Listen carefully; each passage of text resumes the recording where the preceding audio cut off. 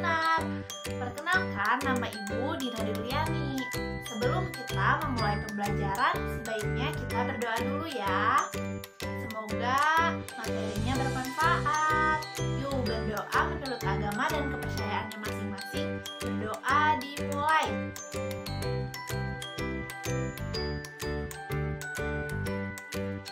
Berdoa dicukupkan. Ya, setelah berdoa, kita absen dulu ya. Absennya langsung saja. Anak-anak boleh dicek teman sebangkunya.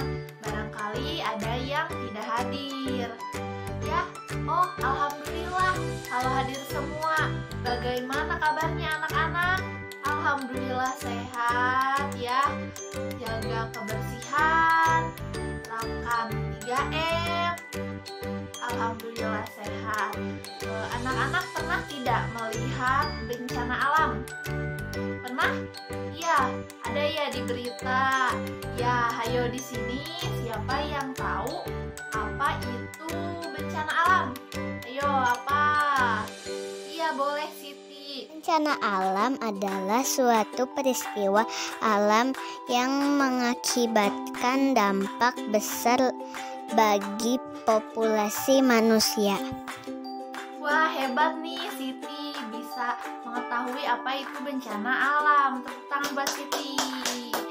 Nah, peristiwa alam itu banyak, dapat berupa banjir, letusan gunung berapi, gempa bumi, tanah longsor, badai salju, kekeringan, hujan es, gelombang panas, badai tropis, tornado, terus kebakaran liar, dan wabah penyakit yang sedang negeri ini alami ya anak-anak. Kadang-kadang terjadi sesuatu yang tidak kita inginkan. Suatu musibah, suatu bencana alam adalah salah satu contohnya. Namun, bencana alam juga bisa terjadi karena apa coba? Karena ulah manusia. Seperti banjir dan tanah longsor. Manusia menebang pohon sembarangan, manusia membuang sampah sembarangan. Itu pun akibatnya terjadi banjir, tanah longsor. Siapa yang terkena? Manusia lagi yang terkena imbasnya. Ibu di sini akan menjelaskan beberapa bencana alam. Yang pertama, ada angin topan. Apa itu angin topan? Coba. Angin topan adalah angin kencang atau bisa disebut badai besar yang sangat kuat dengan pusaran angin dengan kecepatan 120 km per jam atau lebih. Nah, kalau adik-adik pernah naik kendaraan, terus melihat kilometernya itu sampai ke angka berapa? Misalnya sampai ke angka 120, itu sudah terasa seperti melayang kan? Nah, begitu pula dengan angin. Maka dari itu, kalau ada angin topan, anak-anak harus waspada. Nanti bisa terbang terbawa angin. Bahayanya itu bisa terkena benda-benda berat yang melayang juga terbawa angin ya, itu bahaya. Nah, angin topan bergerak menghadap ke laut di bawahnya dan menyebabkan gelombang besar yang sangat kuat. Lalu, apa coba pertanda angin topan? Ada yang tahu? Kalau tidak tahu, Ibu jelaskan. Tandanya yaitu yang pertama, terlihat gumpalan awan gelap, besar, dan tinggi. Yang kedua, ada petir dan guruh terlihat dari kejauhan. Yang ketiga, terdengar suara gemuruh dari kejauhan, kayak suara kalau misalnya ada hujan, ada petir. Nah, itu suaranya. Lalu ada angin yang kencang berputar di sekitar daerah yang tenang, bersih dari awan dan bertekanan rendah. Itulah disebut mata angin topan. Lalu kita harus bagaimana Bu Guru? Kita itu harus bila berada di dalam rumah, kita harus membawa barang-barang masuk ke dalam rumah. Agar apa coba? Agar tidak terbawa angin berputar-putar. Lalu yang kedua, tutup jendela dan lalu pintu harus dikunci. Biar apa? Biar pintunya enggak dug nanti ke bawah angin terbang pintunya ya. Yang ketiga, matikan semua aliran listrik dan peralatan elektronik. Yang keempat, mencari informasi dari pihak berwenang untuk mendapatkan informasi terbaru dan petunjuk-petunjuk lain. Nah, bila berada di luar rumah harus apa? Anak-anak harus segera masuk ke dalam rumah atau bangunan yang kokoh. Jika terasa akan ada petir menyambar, segera membungkuk, duduk, dan peluk lutut ke dada.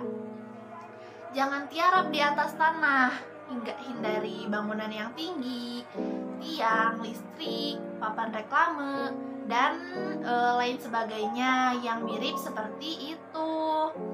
Nah, harus kita lakukan setelah terjadi angin topan, yaitu pastikan tidak ada anggota keluarga yang cedera atau bahkan menghilang tiba-tiba terbawa angin ya. Yang kedua, bila jatuh korban, segera berikan pertolongan darurat. Yang ketiga, laporkan segera kepada yang berwenang jika ada kerusakan yang berhubungan dengan listrik, gas, atau kerusakan lainnya. Lalu, jika ada di dalam perjalanan bagaimana? Ya, teruskan kembali perjalanannya dengan berhati-hati. Di pusat badai, mata angin topan yang bertekanan rendah akan membentuk kubah air yang cukup tinggi, sehingga seluruh badai itu bergerak mendorong gelombang badai yang besar di depannya. Akhirnya, gelombang itu menyebabkan banjir di daratan. Ayo, apa itu banjir, Bu Guru? Banjir itu adalah peristiwa bencana alam juga, namun terjadi karena aliran air yang berlebihan merendam daratan. Iya, pinter anak-anak. Itu juga bisa terjadi karena ulah manusia loh. Banyak sampah di solokan yang mengakibatkan tersumbatnya air. Jadi air tidak bisa mengalir, atau bisa juga karena tidak adanya resapan air, jadi air terus mengalir hingga akhirnya banjir. Lalu kalau ada aliran air yang kuat, biasanya mengakibatkan tanah longsor kalau tidak terikat oleh pepohonan. Selanjutnya, kalau tanah longsor itu apa, Bu Guru? Tanah longsor itu atau sering disebut gerakan tanah, tapi berbeda dengan gempa bumi loh anak-anak. Kalau tanah longsor itu berarti suatu peristiwa geologi yang terjadi karena pergerakan massa batuan atau tanah dengan berbagai tipe dan jenis, seperti jatuhnya bebatuan atau gumpalan tanah yang besar yang tidak tertahan oleh akar pepohonan. Lagi-lagi kembali ke alam, kita harus menjaga alam. Benar sekali anak-anak. Pintar sekali, hebat. Maka dari itu, anak-anak harus menjaga lingkungan supaya tidak terjadi banyak bencana alam ulah manusia itu sendiri, karena akan kembali lagi bencananya kepada manusia. Sayangilah alam karena alam adalah rumah kita. Paham kan anak-anak? Iya paham. Coba kalau paham, Ibu mau ajak tebak gambar deh. Tebak bencana alam. Nih gambar ini bencana alam apakah ini? Coba tebak, dihitung sampai 5 ya. 1, 2, 3, 4, 5. Banjir. Iya bener, banjir. Bencana alam banjir. Lalu yang kedua ya anak-anak, coba tebak gambar apakah ini. Dihitung sampai 5 lagi. 1, 2, 3, 4, 5. Iya, tanah longsor. Benar sekali ya, benar.